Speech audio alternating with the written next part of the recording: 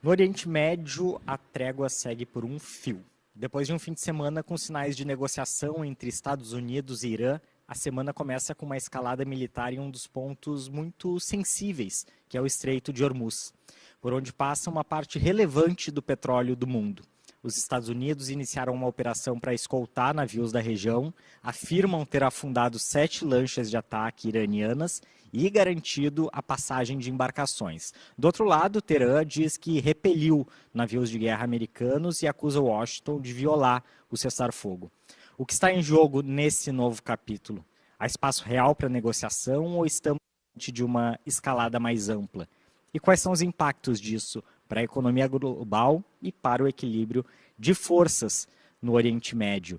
E para falar sobre esses assuntos, temos aqui no estúdio 2 especialistas que eu já quero chamar para a conversa. Fabrício Pontin, que é professor de Direito e Relações Internacionais na Universidade La Salle, e Fabrício Ávila, que é presidente do Instituto Sul-Americano de Política e Estratégia. Quero começar contigo, Pontin, já te dando boas-vindas ao Conversas Cruzadas mais uma vez. A tensão aumentou. Boa tarde. Boa tarde. Prazer estar aqui com o Escavo, meu xará. Prazer estar contigo, Eduardo. Então, eu estava pensando, quando eu estava te ouvindo, a palavra escalada é uma palavra interessante para o que está acontecendo, né? E até uma coisa que eu quero conversar com o Escavo aqui hoje, que é justamente se o que está acontecendo é propriamente uma escalada ou é só a continuação das negociações. Uma das coisas que tornam esse conflito, esse momento mais difícil de ler, é como a gente situa ele do ponto de vista diplomático. Para quem assiste, né, para quem assiste de fora, cada uma dessas fases, cada um desses momentos, eles podem parecer particularmente incisivos, mas dentro do paradigma do conflito que a gente está olhando, o paradigma desse conflito é um paradigma desse tipo de tensão. Então, até o que eu quero conversar com vocês, conversar com quem está nos escutando também, né, é justamente pensar junto um pouco sobre isso. Porque me parece que a gente está vendo, e acho que é a terceira vez que a gente vem falando desse conflito aqui. A gente continua vendo esse momento muito perigoso, muito sensível, mas é contraditório, de novo, para quem escuta, né, que é o momento de acomodação de forças. O momento de acomodação de forças é um momento extremamente sensível. E o Estreito de Hormuz é o ponto focal do acomodamento de forças nesse momento. Então, o que a gente está vendo? A gente está vendo o Irã e os Estados Unidos querendo ter o domínio sobre aquela localização. Ninguém quer deixar a outra parte chegar lá, mas eles têm que medir como eles querem implicar a força para que isso não seja interpretado como um comprometimento maior na região do que as duas partes querem imprimir nesse momento. Então, é um momento muito delicado, é um momento difícil, e é um momento que de ainda mais difícil leitura pelo estilo de diplomacia do governo Trump, particularmente. Então, o estilo de diplomacia do governo Trump torna a leitura do cenário um pouco mais complexa, porque a gente tem que aprender a ler qual é o cenário que a gente, perdão, qual é o sinal que a gente quer ler. A gente lê o tweet não é mais o tweet, né? Mas enfim, as declarações online do Trump, a gente vê as declarações dos outros agentes de Estado, a gente vê o que o Esquiavo conhece muito mais que eu, as movimentações materiais na região, né? Então é um pouco esse o momento que a gente está tentando passar agora, e é de difícil leitura mesmo. Perfeito, então já vamos chamar para a conversa Fabrício Ávila. Boa tarde, bem-vindo mais uma vez ao Conversas Cruzadas. Boa tarde, obrigado, Eduardo, pelo convite. É um prazer estar aqui contigo, Pontin, e também cumprimentar os telespectadores nossos e dizer para vocês que endosso as palavras do Pontin, e é um momento de uma conjuntura onde a análise ela se dificulta por vários fatores, né? Como já indicou o Pontin, só que eu tomaria a liberdade de tentar também trazer para vocês uma situação que eu acho que é muito interessante, que é justamente pensar mais no longo prazo, pensar em estruturas históricas em ação ali, e estruturas históricas que mais ou menos movimentos que já aconteceram tanto nos Estados Unidos como na região, impactaram a nossa conjuntura atual, e movimentos parecidos poderão impactar o capitalismo como um todo e o sistema no futuro, né? Então, a gente está vendo novamente essa questão de um republicano no poder, que é Trump. mas falando em taxas e taxação, e também tentando, a partir desse conflito no Irã, talvez num futuro bem próximo, causar o que a gente poderia chamar de um choque mundial da dívida externa americana, mas a gente pode, eu acho que, recuar há 50 anos numa conjuntura um pouco parecida do que teve, que eu vou agora invocar o governo Nixon. Então, era agosto de 71, o Nixon vai para a TV e fala que ele ia congelar salários, que ele ia praticamente acabar com a paridade do nivelamento do padrão ouro em relação ao dólar e praticamente ia fazer vir com a taxação de importação de 10% para todos os produtos que não eram americanos. Isso aconteceu em 71. Ou seja, um republicano fazendo o choque do dólar naquela época, e a gente está agora, 50 anos depois, vendo um republicano indo para um caminho que é parecido, assim, de tentar trazer uma conjuntura parecida com o choque da dívida. Ou seja, os Estados Unidos têm o problema da sua dívida, que se torna um problema tanto para o exterior como para o interior dos Estados Unidos. São questões que uma hora os Estados Unidos vai ter que resolver. Só que, ao mesmo tempo, também tem a guerra externa, que no caso, naquela época, foi o choque do petróleo por causa da OPEP na guerra do Yom Kippur em 73. Só que, fazendo paralelo também na questão bélica e econômica, não dá para esquecer que a guerra do Yom Kippur em 73 foi praticamente uma crise de 20 dias, né? E já ocorreu esse choque todo. A gravidade do problema não está tão exacerbada, porque a dependência mundial do petróleo em relação à região, desde aquela época, diminuiu.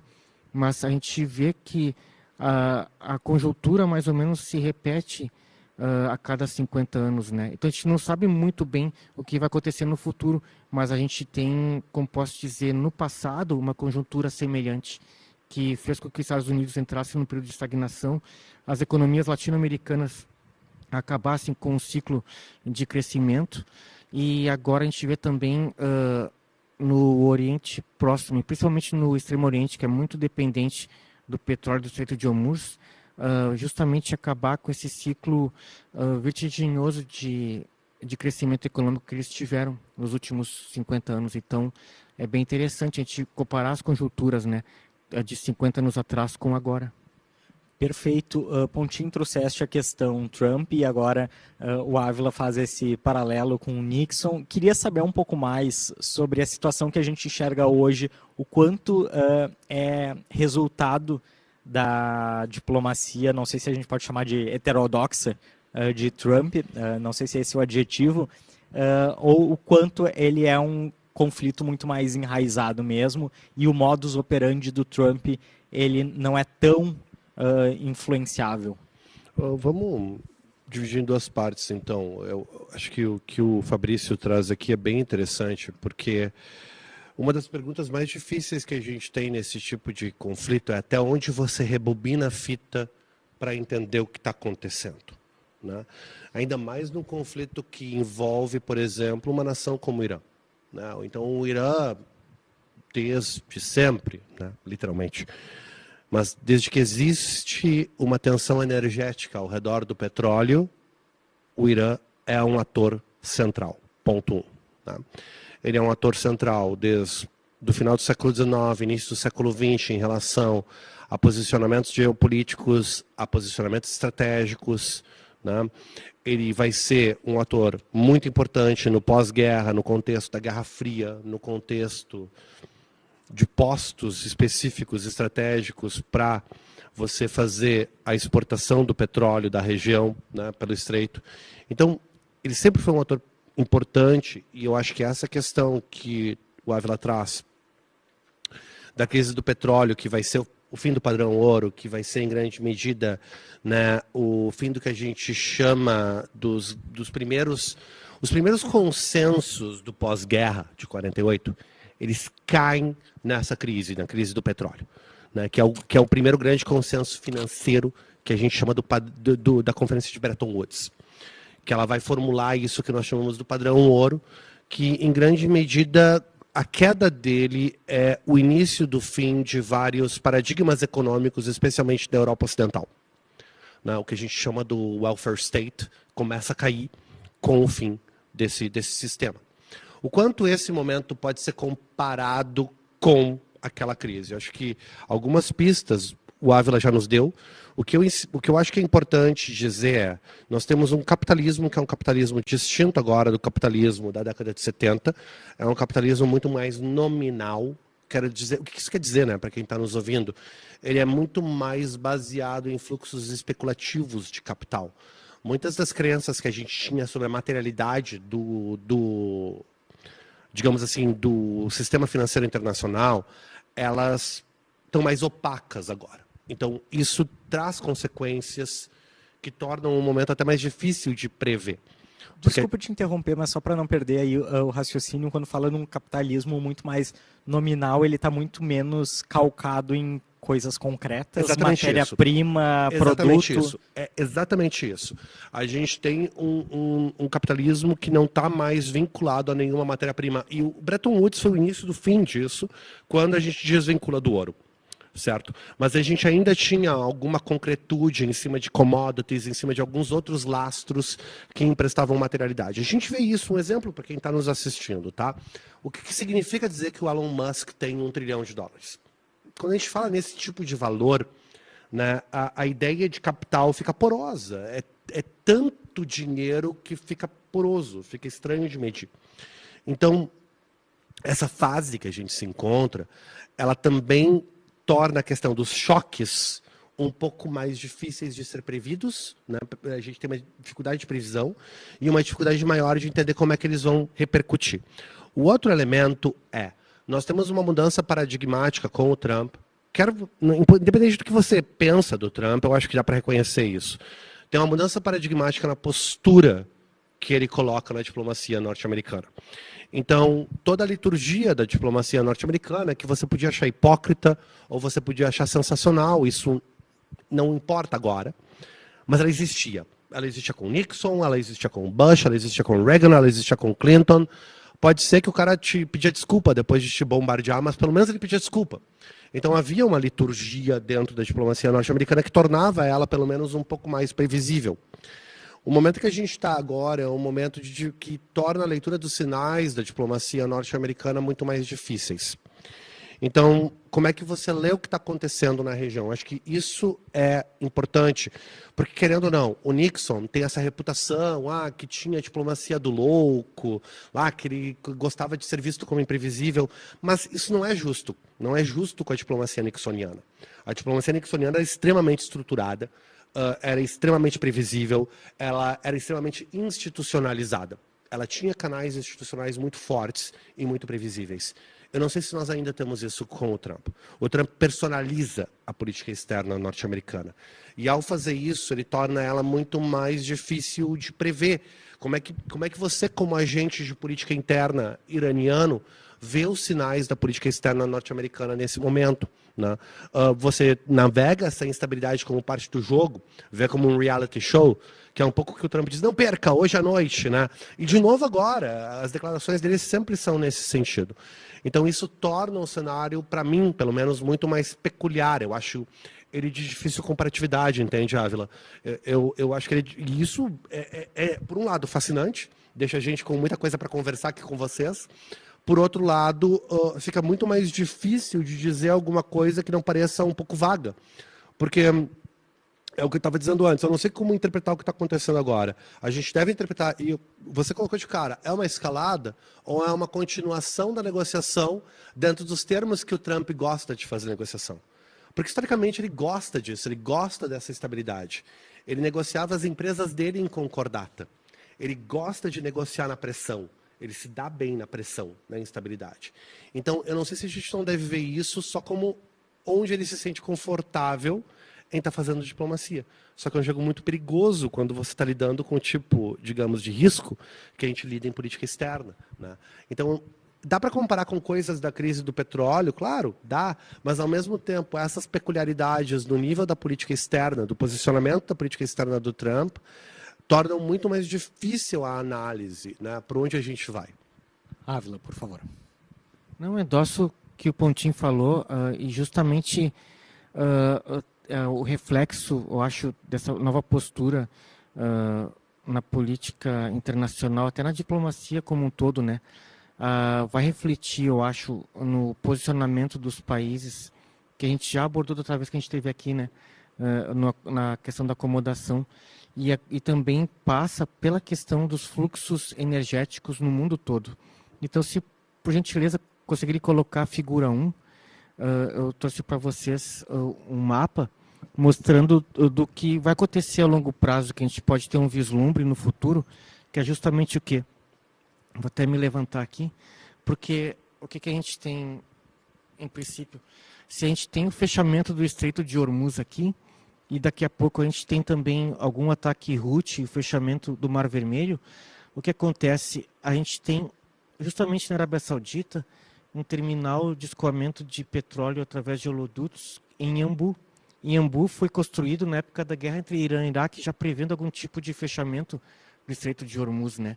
Mas notem que, em longo prazo, Iambu liga diretamente essa região do oeste, do litoral oeste da Arábia Saudita, direto com o Porto de Suez, ou seja, a Europa estaria mais, como posso dizer, resiliente a qualquer tipo de fechamento no Estreito de Hormuz. Mas tem um custo, isso em termos de aumento de preço, em termos também de proteção dessa rede, e nós temos também, que eu acho que é o terceiro fator que é o mais importante, um deslocamento praticamente de 1.000 a 800 quilômetros do eixo de escoamento energético. Ou seja, ao mesmo tempo que a gente vê o fechamento do Estreito de Hormuz prejudicar em longo prazo o Irã, e isso pode ter consequências econômicas piores para eles, o que acontece? O Catar, principalmente Emirados Árabes Unidos e Brunei e Kuwait e outros concorrentes aqui da Arábia Saudita, diretamente no escoamento de petróleo e gás, eles vão ter que passar pela Arábia Saudita, então o poder da Arábia Saudita pode aumentar, ligando diretamente Iambu com Suez, né? Então a Europa ficaria protegida e em longo prazo talvez os concorrentes da Arábia Saudita teriam que passar por ela e perderiam uma certa projeção de poder e de riqueza no cenário internacional. Então é muito interessante, mesmo Estados Unidos e Irã fazendo esse tipo de bloqueio naval aqui na região, em longo prazo quem perde muito é tanto o Irã como os outros estados dessa região, porque não podem escoar e vão ter que depender da Arábia Saudita para escoar para a Europa. Obrigado. Perfeito. Pontin falava na imprevisibilidade do Trump, né, do ponto de vista de como o Irã olha para os acontecimentos, mas agora conectando com o que o Ávila trouxe aqui, imagino que isso também se reflita e repercuta na região como um todo, né? Uhum. Como se posicionar, correlação de forças, enfim. Então, aqui eu acho que a gente tem um elemento que é como o Irã vê a situação, como o Irã se situa nessa situação. E olhando para o mapa do Golfo, eu acho que a gente daí sim tem que rebobinar a fita para o evento que sempre, eu acho que sempre deve voltar, ok? Que são os Acordos de Abraão. Acho que os Acordos de Abraão são uma chave de leitura essencial para compreender como o Irã está fazendo a leitura geopolítica desse momento. Por quê?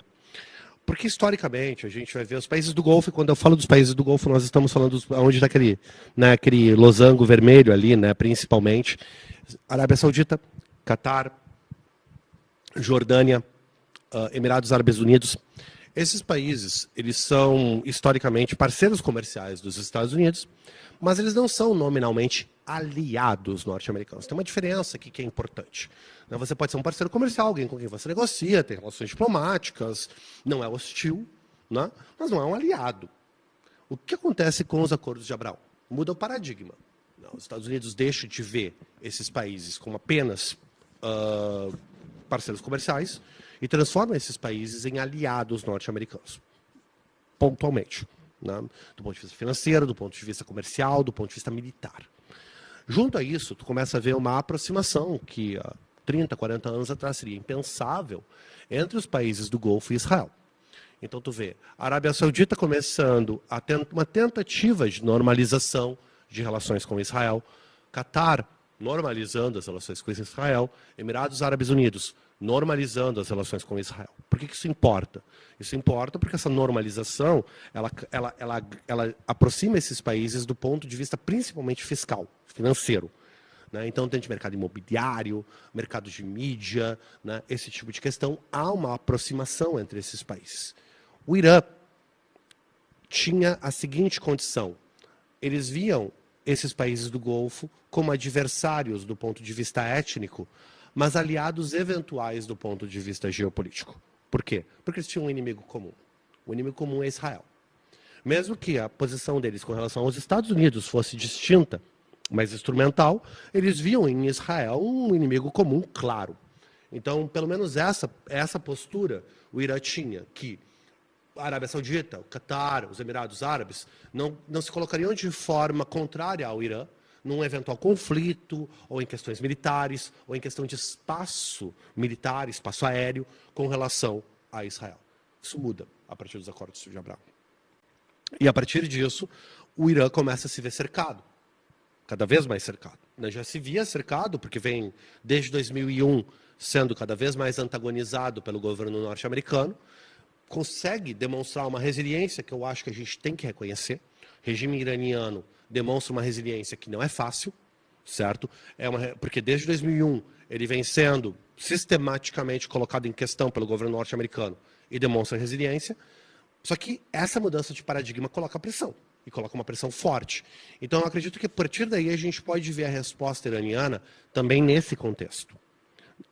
Até os ataques de 2023 feitos contra Israel, me parece que é chave pensar, por exemplo, o envolvimento do Hezbollah, que não é um aliado histórico do Hamas, ok? Então, o Hamas e o Hezbollah se aliarem para atacar Israel em conjunto, numa operação coordenada, diz muita coisa. Não é algo comum, né? Não é algo que a gente espera. E acontece. Eu acho que acontece em grande medida para pressionar essa normalização. Então, o que a gente vê agora? A recolocação do Irã, ela também é uma forma de pressionar os países do Golfo.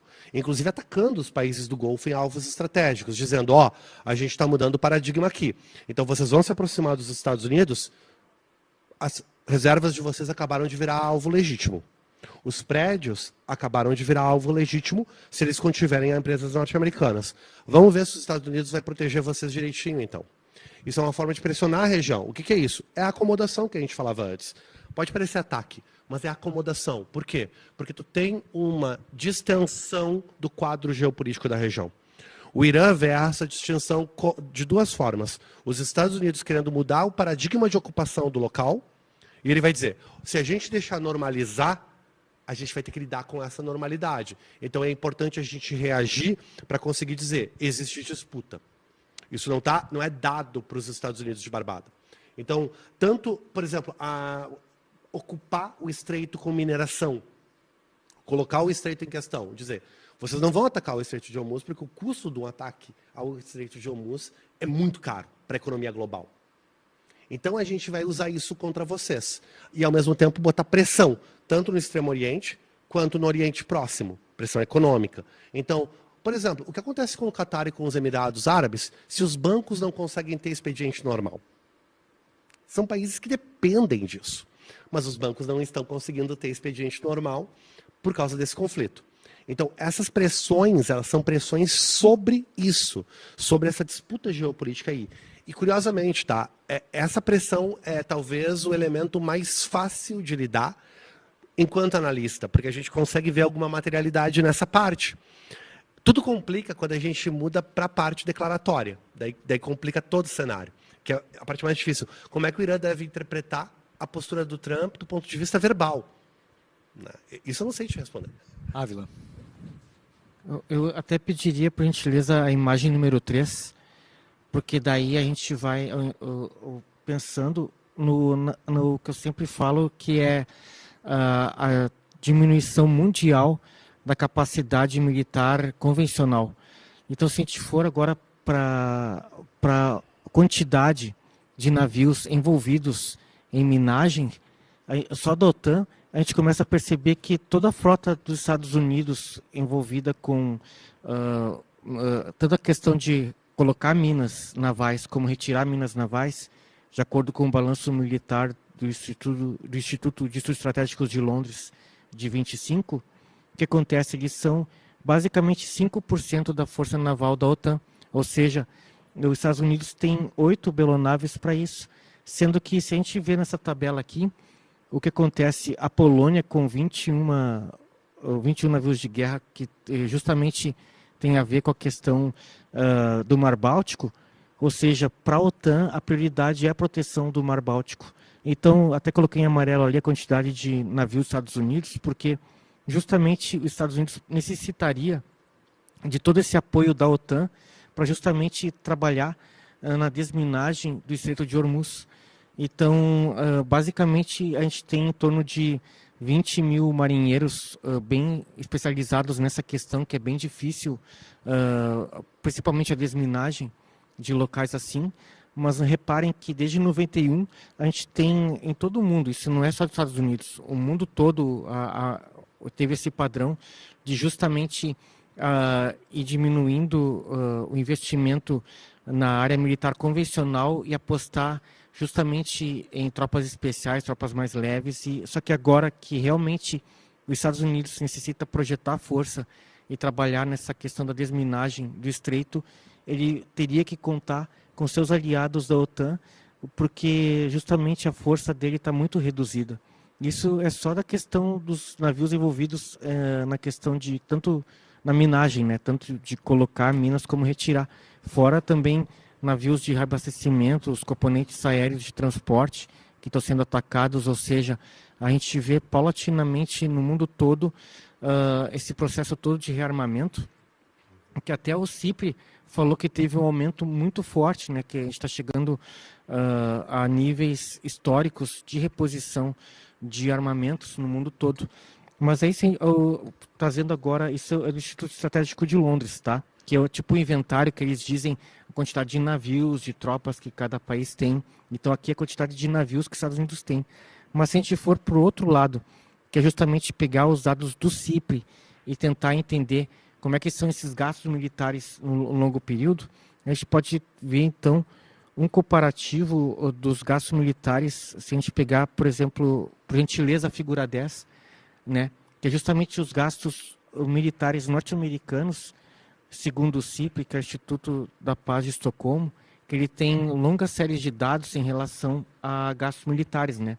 Então, se a gente pegar, por exemplo, os gastos militares americanos equivalentes ao dólar em 2023, a gente pode notar que desde, por exemplo, do fim da Guerra da Coreia até hoje, os gastos militares equivalentes nunca baixaram de $500 bilhão, né?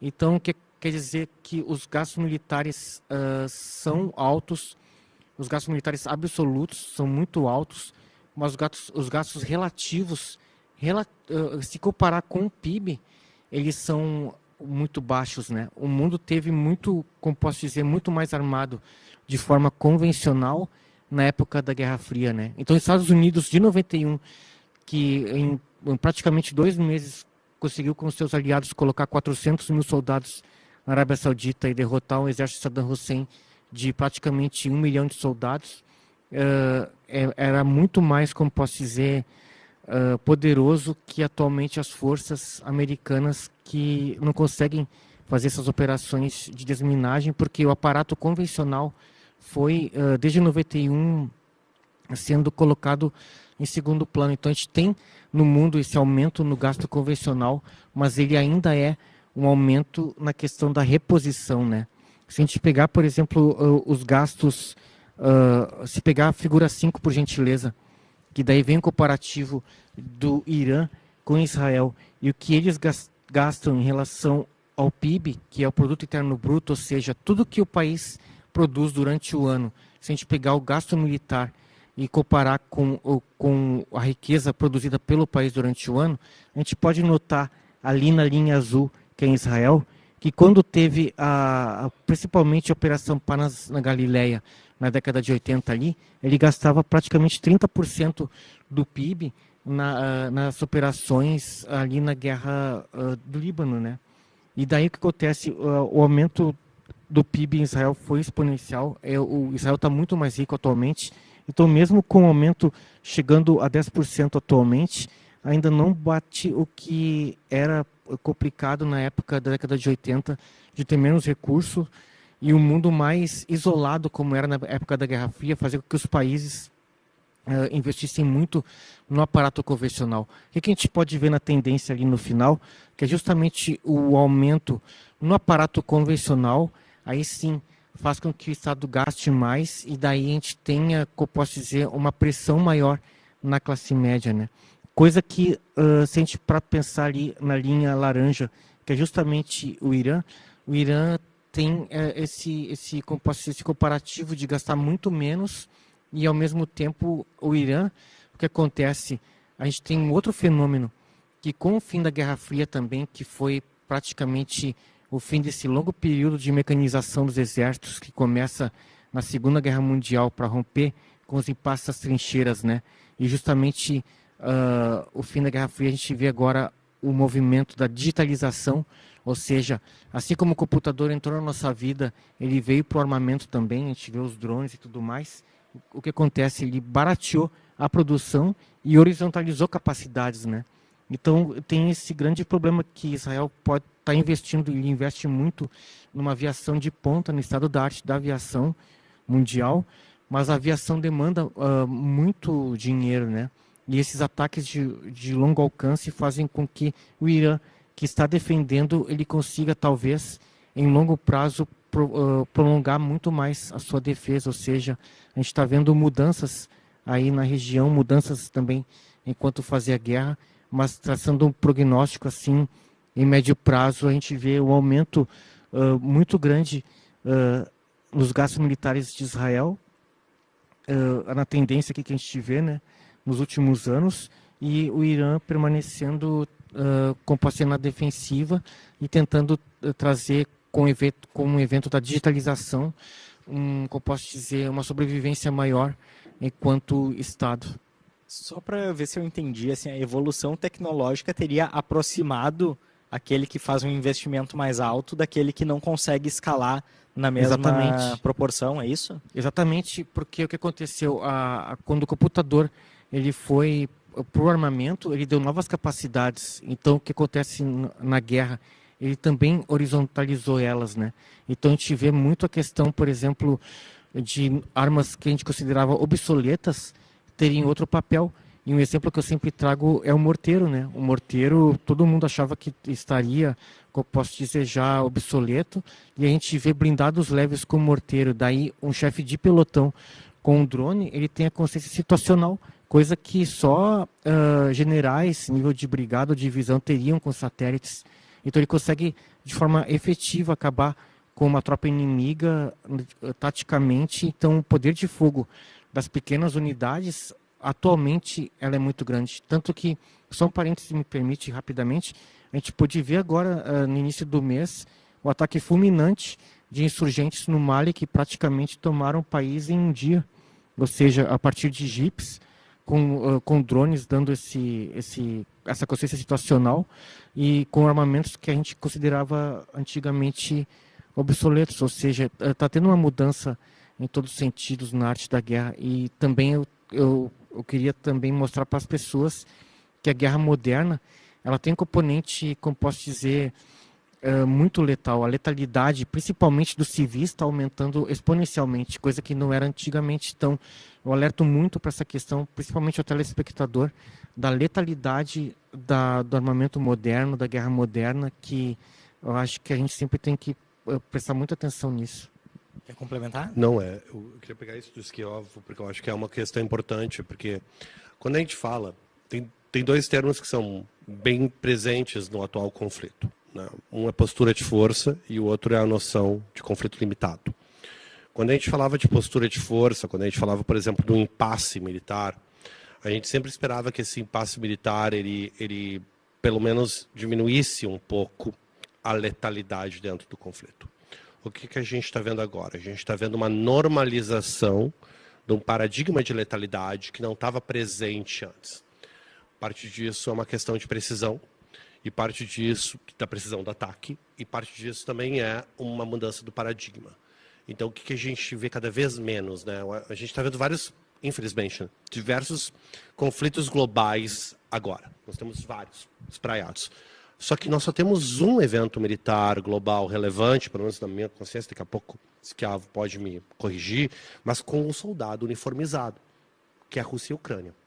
Rússia e Ucrânia provavelmente é o único conflito nesse momento que nós temos de maior aspecto, que tem soldado uniformizado entrando em conflito com soldado uniformizado.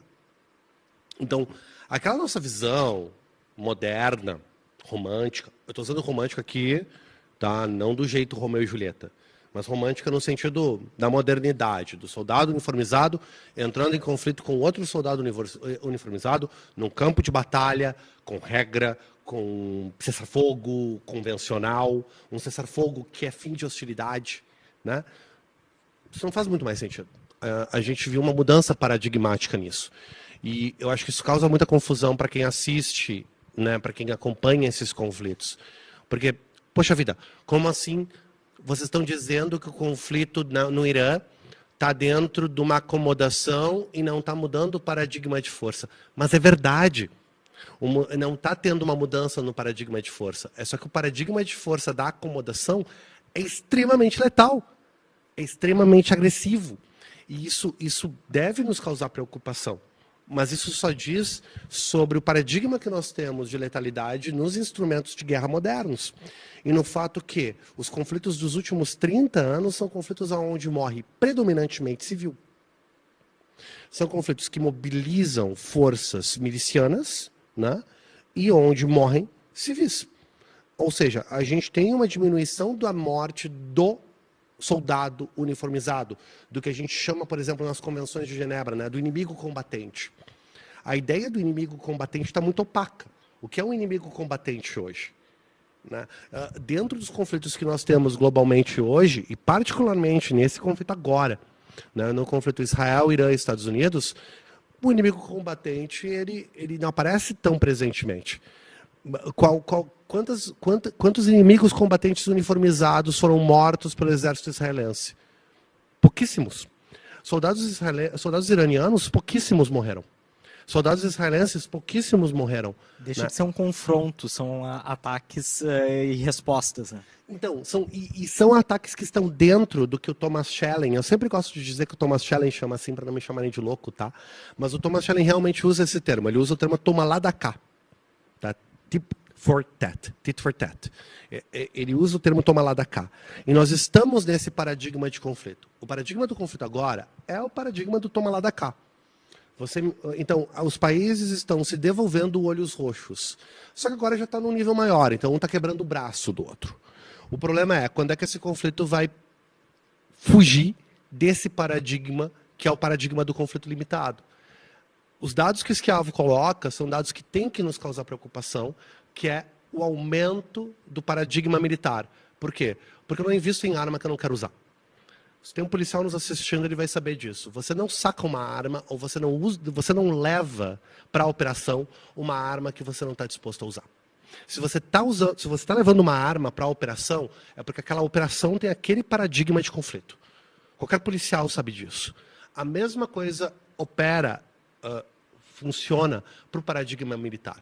Então, se você está produzindo armas, é porque você quer usá-las. Não existe isso. Eu estou só para minha defesa. Não. É porque você está querendo, está disposto a usar. Né? Então, é importante a gente ver isso. Por quê? Porque diz que as partes estão dispostas a apostarem mais nos conflitos. Então, isso deve causar preocupação do ponto de vista do paradigma de conflito com o qual a gente está lidando. Eu queria pegar o gancho da produção de armas, porque quando a gente fala de Oriente Médio, sempre está às voltas, né, a produção de armas nucleares, o enriquecimento de urânio, enfim. Como essa questão está aplicada nesse momento específico, nesse conflito específico? Eu acho que é bem interessante o que foi tocado. A questão nuclear, eu acho que ela permeia várias análises e justamente o que acontece. A gente tem uma sombra que percorre, eu acho que as relações internacionais, principalmente desde a Primeira Guerra Mundial, que é justamente as armas de destruição em massa, né?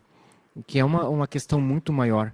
Então, o que acontece, está todo mundo muito presente e tentando ver essa questão do urânio enriquecido do Irã, também tem a questão do plutônio, mas se a gente para pensar, em 88, o Iraque usou contra as aldeias curdas, em Halabja e Jalaya, armas químicas. Ou seja, a gente está muito focado nessa questão, mas as armas de destruição em massa, elas são, como posso dizer, um espectro muito maior, né? Então, pode existir até um ataque nuclear com uma bomba que não seja, que se chama de bomba suja, né? Que é uma bomba que justamente não venha com um ataque que a gente chama assim, um ataque convencional do Irã, que seja, que até eu escrevi para a revista História Militar, uma hipótese que a gente nunca pensou, né? Que é o seguinte: a gente estuda há muito tempo e tem uma literatura muito, como eu posso dizer, extensa nas relações internacionais, que é sobre a proliferação nuclear horizontal. Ou seja, o sistema internacional, o mundo, né? Ele estaria mais pacífico se poucos países tivessem arma nuclear, ou se todo mundo tivesse uma arma nuclear, ele seria mais pacífico porque ninguém usaria. Então, o que acontece? Tem toda uma teoria do Sagan Waltz sobre isso, que alguns acham que o mundo estaria mais estável com todo mundo tendo arma nuclear, e outros achando que não, só poucos teriam, e ia começar essa questão também do desarme preemptivo. Mas o que a gente tem, eu acho, no horizonte, tentando pensar de forma mais conceitual e estratégica, uma hipótese que talvez nunca foi levantada antes, que talvez seja a posse de armas nucleares por atores não estatais, né?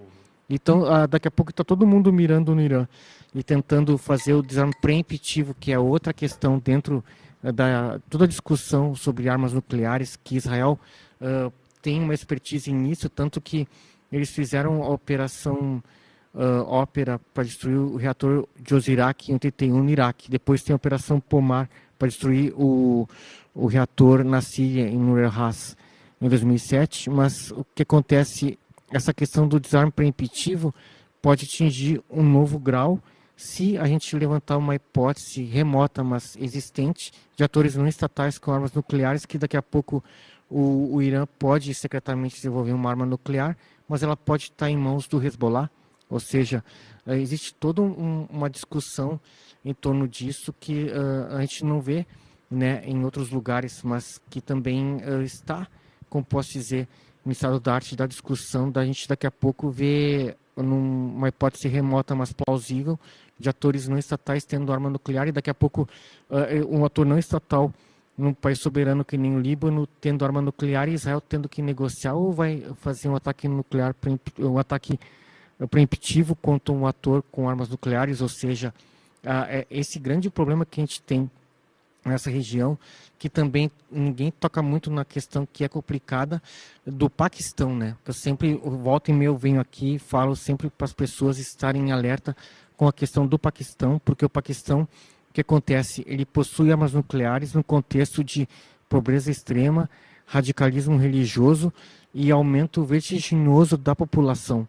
E agora ele está em guerra com o Afeganistão. Então não é à toa que o Paquistão faz muita questão de um acordo urgente do Estreito de Hormuz ali para realmente ter acesso principalmente ao petróleo e gás da região. E se daqui a pouco a gente pode colocar, por gentileza, a figura número 4, que justamente eu toco nessa questão porque se a gente pegar o bloqueio que o Pazaran falou, ele justamente, que foi agora essa semana que agora vem a operação americana, ele parte principalmente de querer bloquear o que a gente tem aqui, que é os Emirados Árabes Unidos e principalmente o grande alvo do Irã, mas ele bloqueia o quê?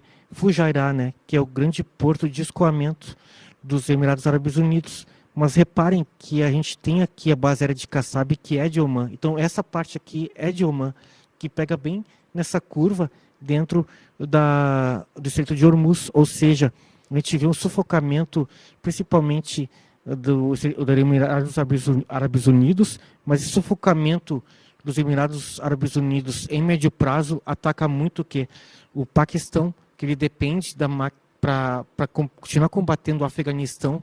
A máquina militar precisa desses suprimentos energéticos, principalmente os Emirados Árabes Unidos.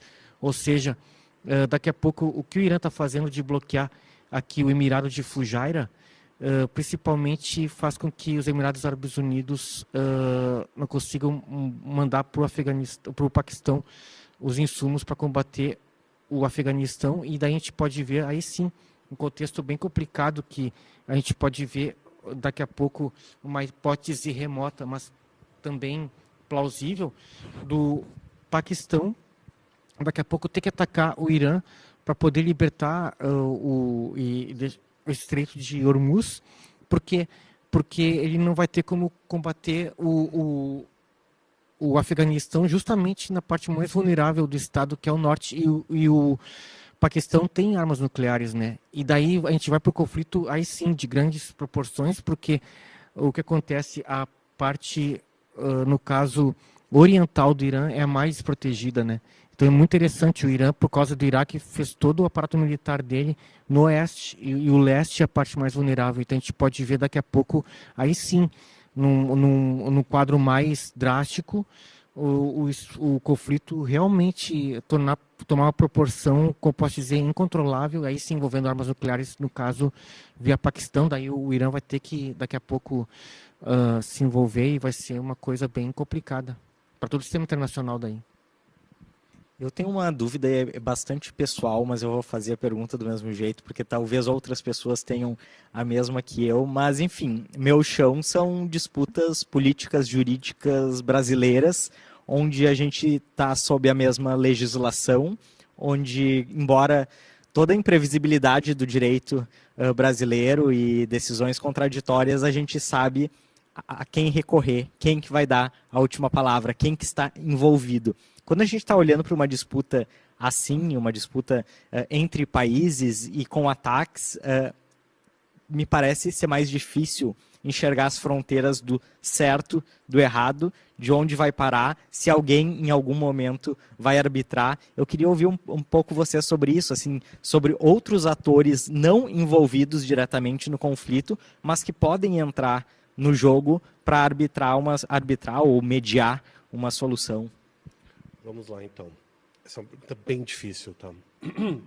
A primeira coisa é a característica do momento atual é uma característica de colapso dos mecanismos convencionais internacionais criados para gestar esse tipo de controvérsia. Eles sempre foram mecanismos, mesmo no melhor momento desses mecanismos, da década de 90, eles foram mecanismos bastante insuficientes, mas agora eles colapsaram. Então, os mecanismos convencionais que a gente tinha para serem pontos focais disso colapsaram. E isso aproxima muito o momento que a gente está vivendo do século XIX para o século XX, que a gente costuma chamar, né, nas relações internacionais, que era o direito internacional à la carte, e feito de pactos bilaterais, pactos multilaterais, mas pactos de ocasião. Então, o que a gente tem? O que a gente não tem, na realidade, são instrumentos focais capazes de dar conta disso. Mesmo os pactos, por exemplo, de não proliferação, colapsaram nos últimos anos. Então, a gente perdeu muito a nossa capacidade de acompanhar onde estão os armamentos, com quem estão, como eles estão. Por algum tempo, a gente tinha pelo menos a ilusão de conseguir acompanhar onde estavam os armamentos nucleares dentro dos países que eram signatários do START, por exemplo. Isso tudo caiu por água abaixo nos últimos 20 anos. Então, a gente tem muito menos instrumentos para entender o paradigma de arma dos países, como eles estão se comportando, quem confia em quem, como confia. Daí traz o problema que o Schiavo trouxe aqui. Como é que eu sei se um agente não estatal, por exemplo, tem capacidade, e qual capacidade ele tem, de cometer algum tipo de dano, de causar dor, né, de causar problemas. Então, isso causa uma instabilidade enorme. A resposta para a tua pergunta é: a gente está vendo a intermediação desse tipo de conflito na base da força. O que isso quer dizer? Nós temos alguns atores políticos internacionais que conseguem operacionalizar isso através da força institucional, da força de infraestrutura, domínio de infraestrutura, força política, intervenção direta. E a gente está vendo uma mudança importante aqui, que é a transição da disputa no nível comercial para a volta da disputa direta por recursos. Então, nós que crescemos na década de 90, a gente se acostumou a ver as grandes potências disputando os recursos no nível comercial. Isso está mudando, ou já mudou. Agora a disputa é direta por recurso, é por território, né? Então, tu quer território porque aquele território tem um recurso que te interessa. Isso é uma mudança paradigmática importante. Por quê? Porque como os países estão exercendo força, presença, isso é um momento extremamente perigoso e isso está dentro. Eu sei que para quem nos escuta pode parecer contraintuitivo, mas está dentro do que a gente chama de acomodação, que é a acomodação de forças. Então, tu tem estabilidades políticas regionais que motivam essa disputa. Quanto mais instável está o Paquistão, por exemplo, mais agentes internacionais vão querer disputar essa instabilidade para estar presente no momento que se criar um status quo novo na região. Então, essa instabilidade ali é mais um elemento para a região que dificulta exatamente isso que tu quer saber. Tá, como é que a gente gesta isso? Cara, não sei. Se eu quero resolver um problema no Paquistão, com quem eu converso? É com o governo central paquistanês? São com agentes políticos na fronteira leste, na fronteira oeste? Esses agentes têm mais ou menos poder de intermediar uma crise? Eu confio que o governo que vai estar lá daqui a 5 anos, 2 anos. Se eu sou um agente político, como é que você gesta isso? E daí tu está tratando de um país que tem capacidade nuclear. E daí tem um outro complicador. Países com capacidade nuclear, mas com baixa capacidade de precisão. Por que isso é uma preocupação? Tudo bem, o Paquistão tem armamento nuclear, mas ele tem capacidade de entregar a força nuclear com precisão? Porque isso é um complicador também se você é um vizinho do Paquistão. Porque daqui a pouco o Paquistão quer acertar um alvo que é longe da tua fronteira, mas como ele tem pouco mecanismo de precisão, ele acerta mais próximo da tua fronteira. A gente volta à questão da letalidade, Da letalidade? dos civis. E a arma nuclear, eu acho que é importante lembrar, a arma nuclear, por mais que a gente tenha nas relações internacionais, é que nem sei se o Schiavo concorda comigo, mas a gente tem a ilusão da arma nuclear tática. Mas a grande função de uma arma nuclear é destruir cidade e destruir infraestrutura civil. A arma nuclear é uma arma de alto alcance. Ela tem pouca utilidade para ataque de precisão. Uma arma nuclear ela tem pouquíssima utilidade para ataque de precisão. Ela não serve para isso. Ela serve para matar civil. E a gente nunca viu... Essa é uma outra questão, né, Schiavo? Nós nunca vimos uma arma nuclear moderna. Até hoje, nós só vimos em campo de batalha 2 armas nucleares rudimentares. Hiroshima e Nagasaki foram armas nucleares rudimentares. Extremamente rudimentares. A gente não sabe o que uma arma nuclear de alta precisão e alta tecnologia, mesmo suja, é capaz de fazer numa cidade. A gente simplesmente não sabe. Ah, mas o valor em megaton é menor. Sim, mas a precisão dela é maior. A qualidade da arma é melhor. Então, a gente não sabe o que essas armas são capazes de fazer de verdade. Eu não sou da turma que acha que um conflito nuclear é iminente, tá? Mas eu volto para o ponto anterior. Se a arma existe, ela pode ser usada. Ponto. Acho que é isso que todo mundo que está nos assistindo tem que entender. Se a arma existe e as partes têm a arma, elas podem usar ela a qualquer momento. Né? O que a gente tem que ver? Movimentos. Não é fácil entregar uma arma nuclear. Isso não é. Pelo menos até onde me consta, você tem que ter um mecanismo de entrega.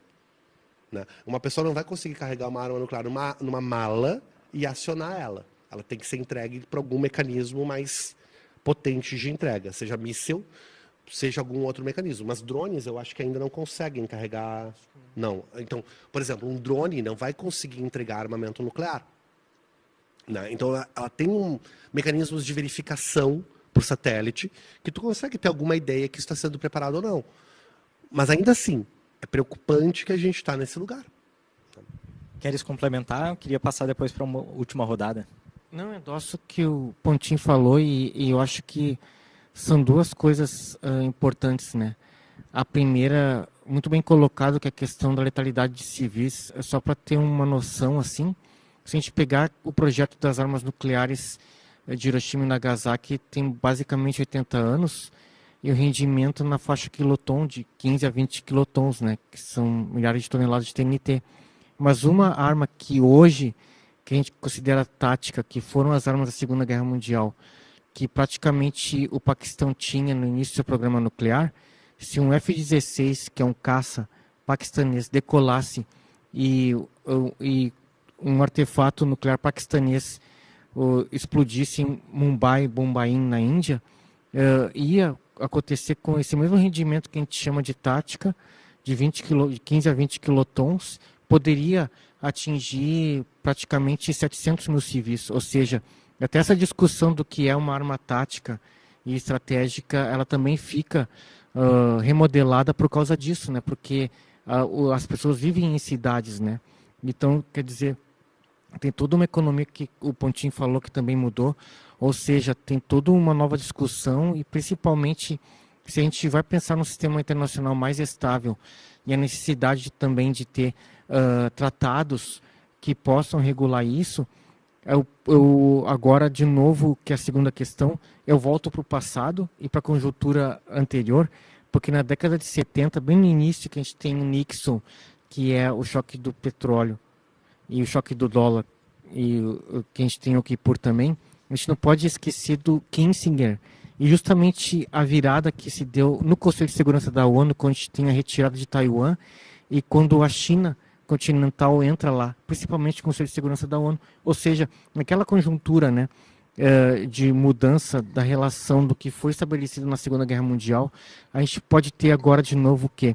Com essa postura dos Estados Unidos e justamente esse recuo, né, a diplomacia do início do século XX, do início do século XIX, a gente pode ter daqui a pouco, o que eu vislumbro, como foi na conjuntura da década de 70, uma abertura muito maior para uma reforma do Conselho de Segurança da ONU. E aí sim, uma entrada justamente de países que nem a Índia, que tem armas nucleares, daqui a pouco indo para um triplé nuclear crível, que é justamente bombardeiros nucleares, submarinos nucleares e mísseis estratégicos, podendo ascender e tendo mais uma representatividade regional no Conselho de Segurança da ONU.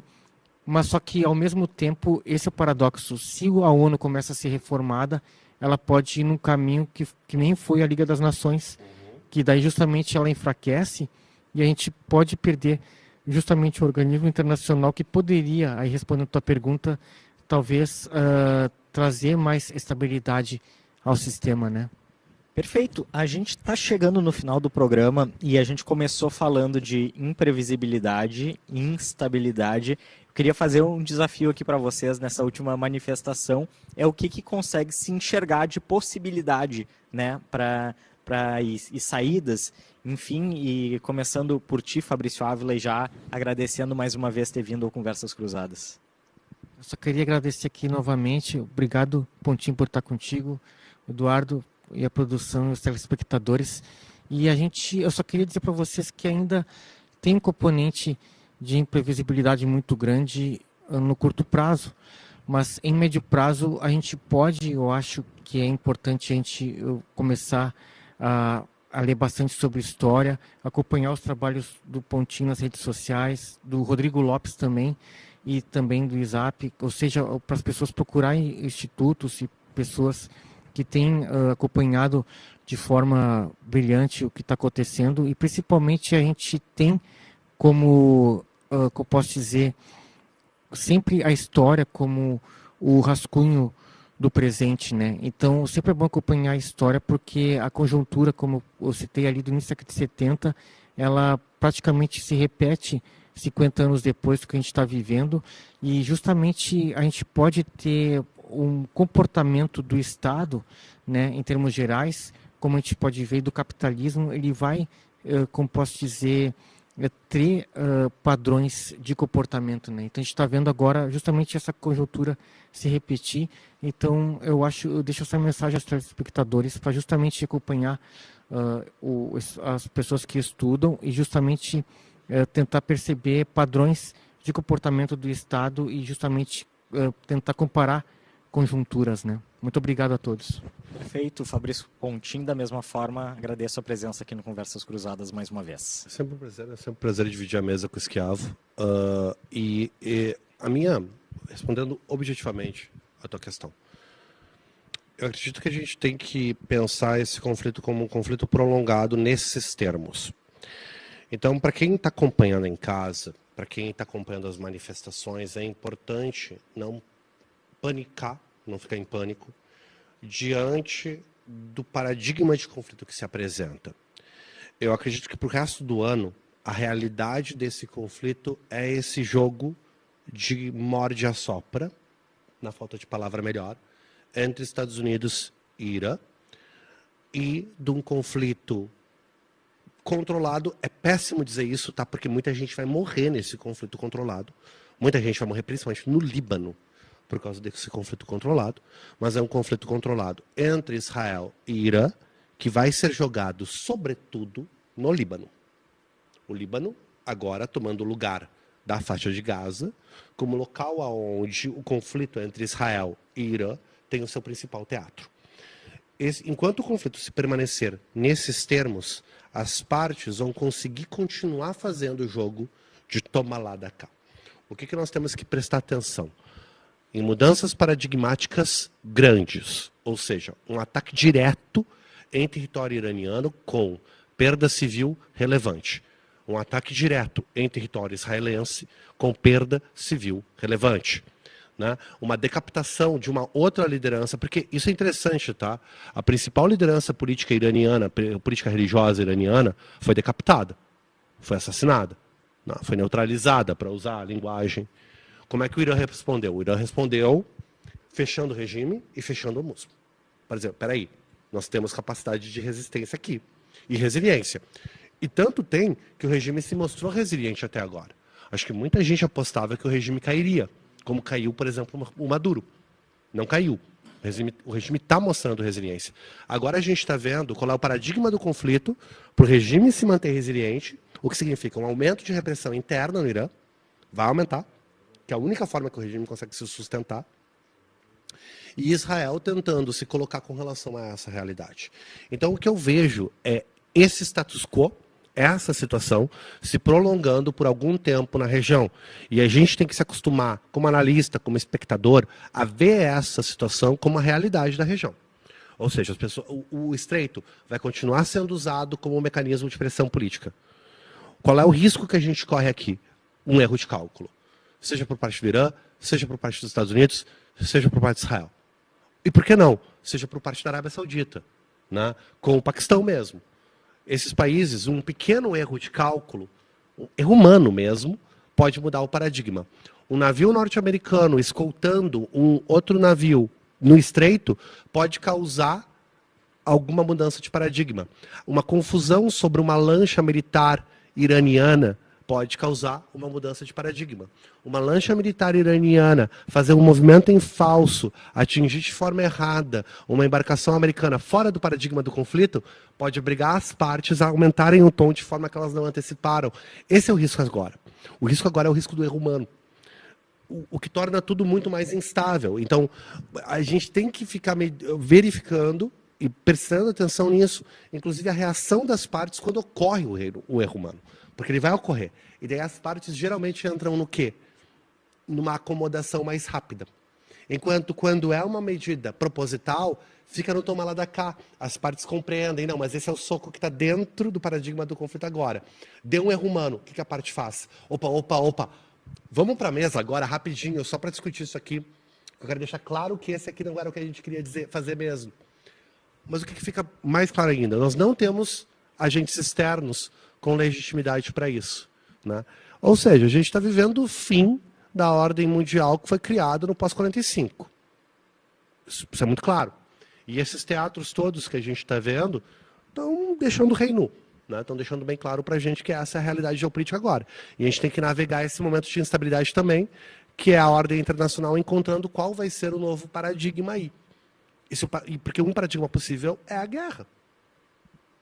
E é um paradigma de resolução de crises, de interdependência, de acomodação. Se você não consegue acomodar, uma forma de resolver a acomodação é guerra. Então isso é uma possibilidade nesse momento que a gente tem que estar atento, tem que estar vendo com atenção.